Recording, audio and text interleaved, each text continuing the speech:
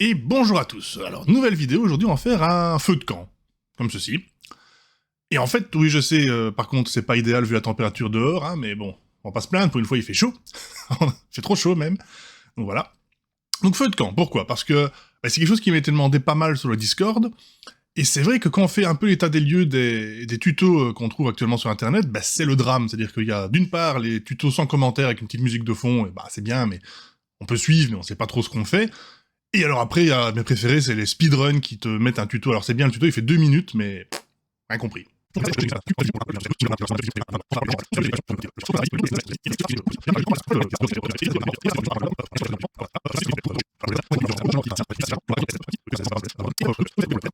ici, on va essayer de faire quand même autre chose, on va essayer de faire quelque chose de plus simple, un peu plus posé.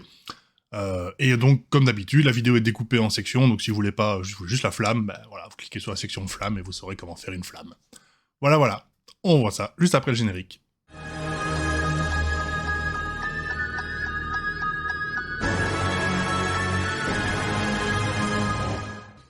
Donc, la première étape, ça va être les rochers. Alors, pour les rochers, j'ai une technique assez simple qui part d'un cube. On va faire une subdivision, CTRL 1. Donc voilà, le cube devient une sorte de sphère un peu brute.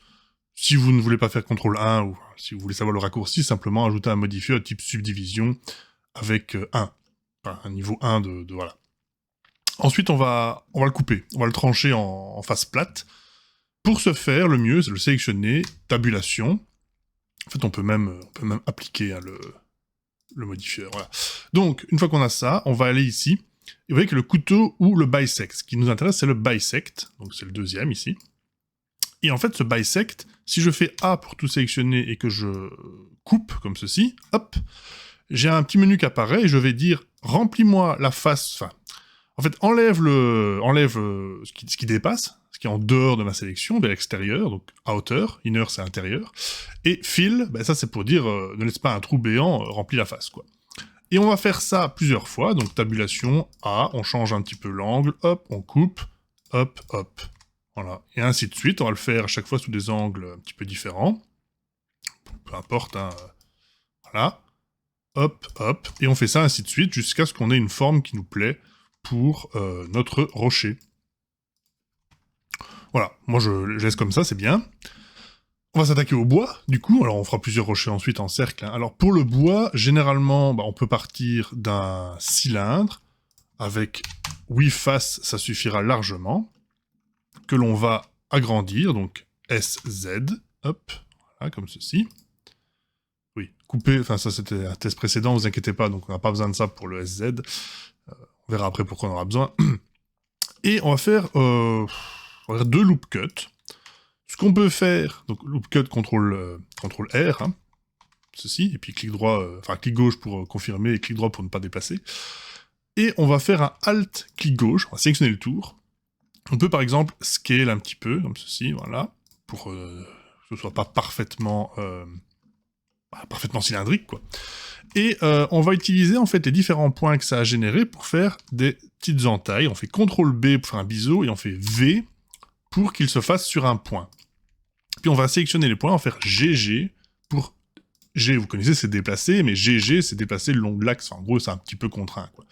Et on va faire ça à différents endroits. Notez qu'on peut faire d'autres loop cuts en sélectionner 2 comme ceci. Je vais y arriver. On va couper le bisect, hein. Ça ne marchera pas. Hop, on sélectionne, on fait CTRL B, V. Et si vous en avez 2, vous faites une fois V à nouveau, et comme ça, ça fait donc une entaille sur 2 éléments. On peut aussi faire des entailles ici. CTRL B, V, toujours. Et vous allez répéter ceci un peu partout pour déformer votre bûche. Alors ensuite, on va placer nos bûches. Alors là, soit vous faites une sorte de tas où elles se mettent toutes comme j'ai fait, donc je remets l'image. Donc elles se mettent toutes comme ça les unes sur les autres. Vous pouvez faire des tas. En gros, tout ce qui compte, c'est de faire... Vous pouvez faire RR, pour faire une rotation libre. Et vous les placez un petit peu comme vous voulez. Vous faites R, X, par exemple, pour les contraindre sur un axe. Shift D, RZ, et vous pouvez donc commencer à placer un petit peu vos bûches.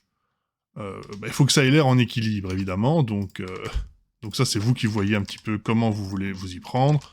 Bon, ça ne va pas être parfait, surtout qu'il y aura la flamme qui va se mettre, hein, donc... Donc voilà, c'est d'en faire quelques-unes et de les placer donc les unes contre les autres pour que ce soit un petit peu cohérent.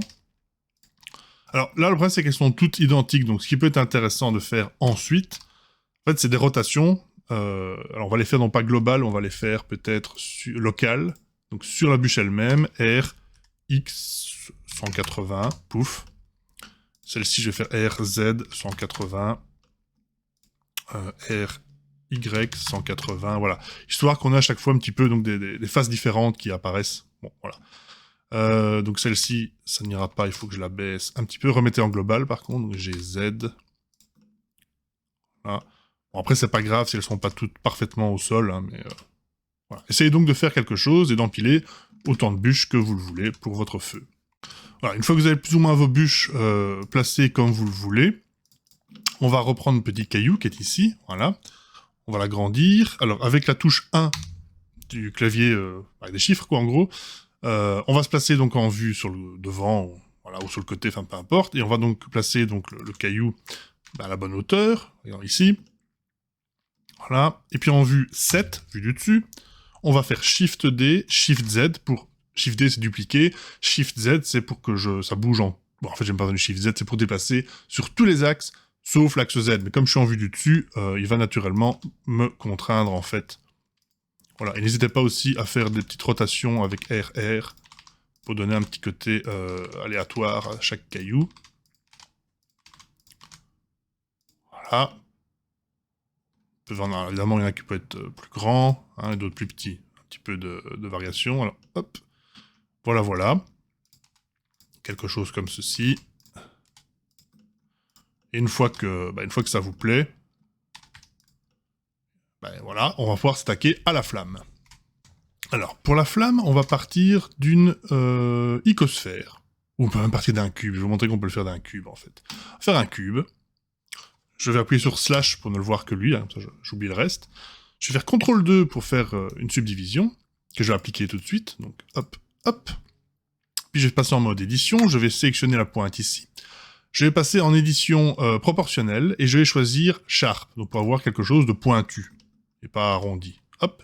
Je fais varier avec la roulette la taille de la sélection, je contrains avec Z sur l'axe Z, et je tire vers le haut pour avoir donc cette espèce de flamme en forme de goutte. Voilà. Une fois que j'ai ça, je vais encore refaire CTRL 2 pour adoucir. Je vais clic droit, je vais faire Shade Smooth. Et maintenant, je vais faire donc un petit modifieur de type Displacement. Donc en gros, on va faire Add Modifier, Displace. Displace, donc on a déjà utilisé, je crois, pour faire des sols un peu variés. Donc c'est une modification, une déformation de l'objet via une texture. Donc par défaut, il n'y a pas de texture, je vais en faire une. Je vais cliquer sur Nouveau. Je vais cliquer ici pour aller dans les options de texture, et je vais aller choisir une texture de type Distorted Noise. Alors ça donne ça, c'est beaucoup trop fort au début, donc on va le modifier. Alors là, grosso modo, j'ai vu des settings sur une vidéo, j'ai repris les settings, hein, je ne mens pas, je n'ai pas fait des recherches. Enfin, les recherches, c'était de regarder d'autres settings qui marchaient bien. Donc vous allez mettre Voronoi F3, Voronoi F3. On va mettre la quantité à 0, le nabla à 0. La taille à 0.5, voilà, quelque chose comme ceci, donc Shade Smooth, je vais y arriver, j'ai cliqué à côté en fait. J'obtiens donc ceci, je retourne sur la petite clé à molette pour les options, je vais augmenter le mid-level, donc en fait ça considère que la valeur moyenne qui déforme en creusant ou en gonflant, elle est différente, donc en gros ça va compacter un petit peu, bon voilà, ça marchait bien aussi. Et pour la force, 0.4, ça me semble pas trop mal, et j'ai donc ce début de flamme. Sauf que je veux deux choses. Je veux pas que tout soit animé, je voudrais garder une petite partie en bas qui est fixe. Bon, c'est pas obligatoire, mais voilà. Ça fait un petit côté de flamme qui sort de quelque chose. Et je veux aussi pouvoir l'animer. Alors, comment on va faire ça? Première chose, on va faire la partie fixe. Donc, on va se mettre en vue 1, tabulation. On va passer en vue fil de fer, et on va faire B pour Box Select. Et on va tout sélectionner, sauf... allez, on va prendre tout ça quand même, voilà. Je vais aller ici dans les Vertex Group. Donc, en gros, Vertex Group, c'est juste pour enregistrer une sélection. Hein. Je fais plus, je vais appeler ça flamme, et je fais assigner. Voilà. Donc, si je clique sur Select, ça a gardé cette sélection. Parfait. J'enlève le fil de fer. Je retourne dans mon modifieur. Et directement ici, je peux appliquer un Vertex Group, et je vais dire flamme. Voilà. La partie du dessus cet effet flamme, la partie du dessous est fixe. Et ensuite, je veux maintenant animer cette flamme. Alors, pour animer, c'est vraiment pas compliqué, on va avoir un objet invisible, donc ça on a déjà utilisé, c'est un empty, donc on va faire Shift A, mesh, pardon pas mesh, mais empty, on va prendre plane axis, donc ça ressemble à ça en fait. Ça n'est pas rendu, c'est juste pour nous. Et ensuite, je vais aller dans les options de mon modifieur, et je vais aller donc dans les coordonnées, et plutôt que d'avoir quelque chose de local, je vais dire Object, et l'objet, il dépasse un peu ici, on va faire comme ça pour changer, hop, on va cliquer, voilà, c'est l'empty. Si je sélectionne mon empty et que je déplace, ma flamme est animée. Donc je vais directement me mettre en position, alors oui, évidemment, j'ai déjà fait des tests, on va se remettre comme c'est-à-dire par défaut de 0 à 250, je me mets tout au début. Tout au début, mon empty est là à 0, j'ai appuyé sur I pour créer une frame, enfin pour mémoriser sa position, je fais I, j'appuie sur... Alors je peux juste faire juste la location, en fait j'ai pas besoin de rotation, il va pas bouger, donc hop, location. Et ensuite, je vais me placer tout à la fin, en frame 250, et je vais le placer, lui, on peut s'en fout, hein, on va le mettre, donc, par exemple, à 15 mètres, voilà. Et je refais I, et je fais encore location. Voilà, donc, on voit qu'en fait, avec le temps, il monte, parfait. Je peux sélectionner tout et mettre en un clic droit, interpolation linéaire, comme ça n'accélère pas au début, ça ne freine pas sur la fin. Bon, en gros, dès le début, il monte à la même vitesse, voilà. Et donc, j'ai des flammes, sauf qu'évidemment, des flammes grises comme ça, on n'y croit pas. Donc, on va maintenant s'attaquer aux matériaux. Alors, les matériaux les plus simples, c'est les rochers, évidemment, et tout ça. Donc, bon, il y en a plusieurs. Donc, ce que je vais faire, c'est que je vais tout sélectionner en maintenant majuscule, hop, hop, hop, hop, et je vais faire CTRL-J, ça me donne un seul objet. Et cet objet, je vais lui mettre... oui, j'ai déjà fait des tests avant. Hein. Donc cet objet, je vais lui mettre une couleur grise, gris foncé, comme ceci. Voilà. Même chose pour le bois. Je sélectionne les différentes bûches qui sont ici. Oui, je pense que j'ai tout. CTRL-J. Et nouveau matériau. Et on va prendre un orange foncé, en gros, qui est le bois, comme ceci. Voilà. Je peux m'amuser, mais en fait, on le verra pas vraiment, à mettre un côté plus... Allez, un côté plus clair pour faire l'intérieur, mais honnêtement, ça ne se voit pas ici. Donc, je vais juste faire peut-être un peu moins rouge. Quelque chose comme ça. Enfin, ça s'arrange après, bien sûr. Bon, le gros morceau, c'est la flamme. Donc, pour la flamme, on va aller dans shading, en fait, parce que c'est pas juste une simple couleur, mais je vous rassure, en fait, je vais vous expliquer pourquoi on fait chaque nœud, ce que les autres vidéos ne font pas. Donc, on va parler dans shading. J'ai déjà un HDRI, donc c'est pour ça que vous voyez ça, mais c'est pas très important. Je peux l'enlever si ça vous perturbe. Ici, hop, et remettre, voilà, une couleur, gris par exemple, ou noir, hop, voilà. Si vous ne voyez rien comme moi, appuyez simplement sur slash pour désisoler, parce que j'étais en focus sur un objet qui n'est plus affiché. Je vais donc juste me focus sur la flamme. Alors, je vais mettre quand même couleur, parce qu'il va me falloir des couleurs, et je vais faire un nouveau matériau sur ma flamme.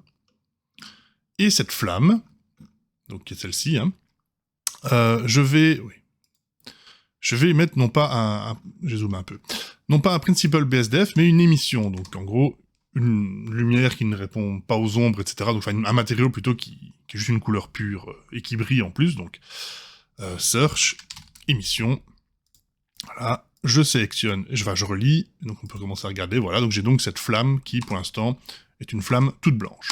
Espace pour faire play, donc pour lancer l'animation, si vous voulez. Je veux augmenter la force, je vais mettre 3, ça commence à briller, et là je dis, moi ce que je veux c'est un dégradé. Je veux en gros une flamme qui va du jaune au rouge, quoi. Donc on va commencer par un dégradé, donc un gradient texture, voilà. Sauf que je veux pas, enfin si je fais ça, Blender va m'inventer un dégradé, je sais pas si je le verrai, je crois de noir vers blanc, donc je veux pouvoir contrôler ce dégradé. En gros, ça veut dire color ramp. Donc, c'est Shift A, je sais pas si j'ai dit Shift A, et vous faites Color Ramp, hop, et vous l'insérez ici entre les deux. Maintenant, on a donc ceci, on peut commencer à contrôler notre dégradé, sauf que moi, je veux pas chipoter là-dedans, je voudrais juste mettre les couleurs ici. Je vais aussi pouvoir tourner mon dégradé, parce que une flamme, ça ne brûle pas, enfin voilà, ça c'est pas une flamme, ça. Pour ça, il faut des textures. Alors, si vous avez, et je vous conseille de le faire, donc si vous avez le plugin Node Wrangler, cochez-le, enfin donc c'est de base, il n'y a qu'à cocher, donc faites-le, et ça vous fait un raccourci. En cliquant sur Gradient Texture, faites CTRL-T, et ça va ajouter automatiquement les nœuds de texture, coordinate et mapping. Bon, si pas, vous faites même chose, Shift-A, et vous les mettez tous les deux, hein. C'est exactement pareil, je vais donner un peu plus de place. Et ce que l'on va faire, c'est utiliser l'objet comme point d'entrée. Pourquoi ? Comme ça, c'est automatiquement bien centré, en gros. Alors, on a ça, c'est pas mal, mais c'est pas la bonne rotation, donc on va changer la rotation, on va mettre 90 degrés pour avoir ceci. Le blanc, vous voyez ici le blanc étant au-dessus, ça signifie que cette partie-là sera un bon rouge, et la partie ici, en cliquant, donc ne sera pas noire, mais elle sera un jaune, un jaune très orangé, comme ceci par exemple, et on peut ensuite un petit peu jouer donc sur ceci. Moi, je pense que ça, c'est correct, mais par contre, je vais la relever un petit peu pour qu'il y ait... je vais augmenter un petit peu pour qu'il y ait un peu moins de rouge. Maintenez Shift pour être plus précis. Voilà, quelque chose comme ceci. Et notre dégradé, je le veux plus complexe. En fait, je vais utiliser le dégradé sphérique. Comme ceci. Bon, là, il faut peut-être du coup arranger à nouveau. Hein. Voilà. Et on peut faire quelque chose comme ça, par exemple.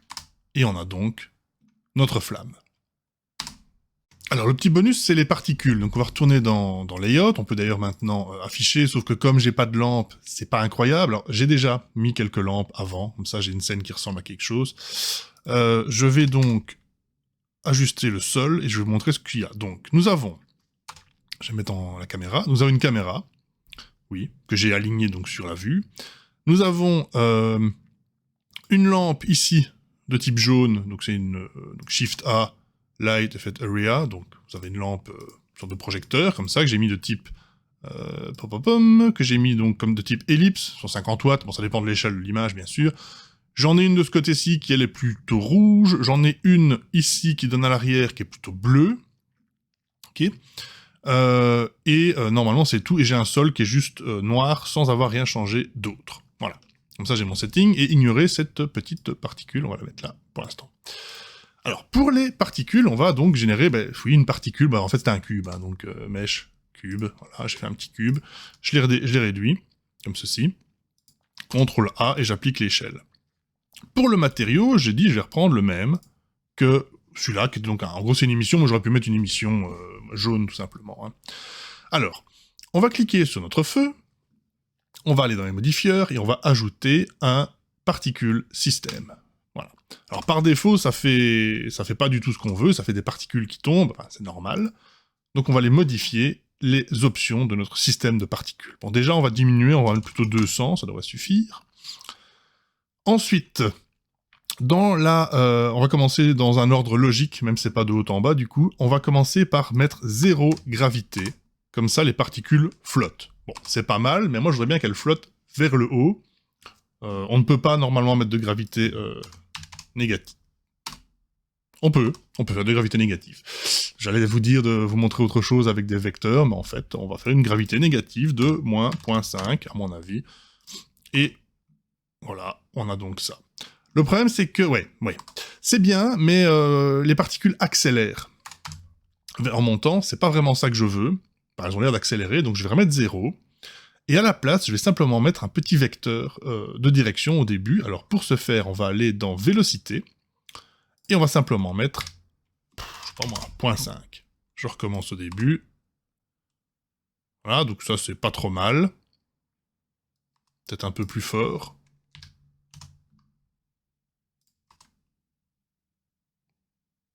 Voilà. Et on a donc des particules qui s'élèvent vers le ciel. Bon, ça, c'est vous régler un peu comme vous voulez, sauf que nos particules, c'est des halos blancs, c'est pas ça qu'on veut, donc on va aller dans Render, et on va remplacer, non pas halo, on va prendre Object, et l'objet, hop, c'est notre petit cube ici, dont on va modifier l'échelle, aussi selon votre convenance. Si vous voulez pas un cube, vous pouvez faire des icosphères, vous pouvez mettre ce que vous voulez comme particules, bon, je pense que le principe ici, c'était surtout ça, mais non, le cube, ça donnait pas trop mal. Et on a donc notre animation de flamme. Alors, pour le rendu, c'est simple. Vous allez dans les options de rendu. Alors, vous pouvez le faire en cycle, mais bonne chance, enfin, Moi, mon PC, si je fais cycle, il me faut une journée de rendu, donc j'ai laissé en Eevee, et franchement, le résultat est pas mal. Donc Eevee, ambient occlusion de cocher, bloom de cocher, hein, pour que les flammes soient un peu plus intéressantes. Vérifiez bien que la particule est en dehors de la caméra. Screen Space Reflection devrait améliorer un petit peu le fond, mais c'est pas indispensable. Le Motion Blur, ça peut servir pour que les particules... un petit flou de déplacement. On va ensuite dans l'onglet suivant, et ici dans Output, on va changer le format, donc, qui est par défaut un PNG, pour mettre par exemple une vidéo. Si c'est une très longue animation, vous pouvez faire ça en rendu de séquence d'images, mais je préfère faire directement vidéo, personnellement. Alors évidemment, si ça plante à 99%, bah, vous n'avez pas de vidéo du coup, mais bon, voilà, ça devrait pas planter.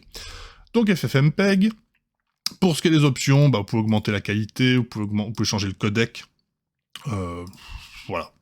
Ça dépend de la vidéo que vous voulez faire, vous pouvez faire un truc plus brut, que vous passez ensuite dans un logiciel de rendu, de composition, voilà. Bon, ça reste une vidéo, hein, je pense pas qu'on puisse faire un GIF par contre, donc ça, voilà. Une fois que c'est ok, donc la caméra, bah, c'est 0 pour se centrer dessus, donc vous pouvez cliquer dessus et vous pouvez la déplacer avec G, hein, si vous voulez, bon, moi, elle est bien. Il reste à faire render animation ou CTRL F12. Je fais ça, et on se retrouve juste après avec, justement, le rendu. Et voilà, donc le rendu final, ici. Donc vous voyez qu'au final, on a utilisé pas mal de concepts, hein, animation, particules, shading, etc. Mais chaque fois sans vraiment non plus trop pousser la difficulté, donc on arrive quand même à un résultat qui est vachement sympathique. En plus, ça fait une animation, hein, ça fait un peu, voilà. C'est cool d'avoir une animation et pas toujours des rendus fixes. J'espère donc que cette vidéo vous a plu, et d'ici la prochaine, passez tous une excellente journée.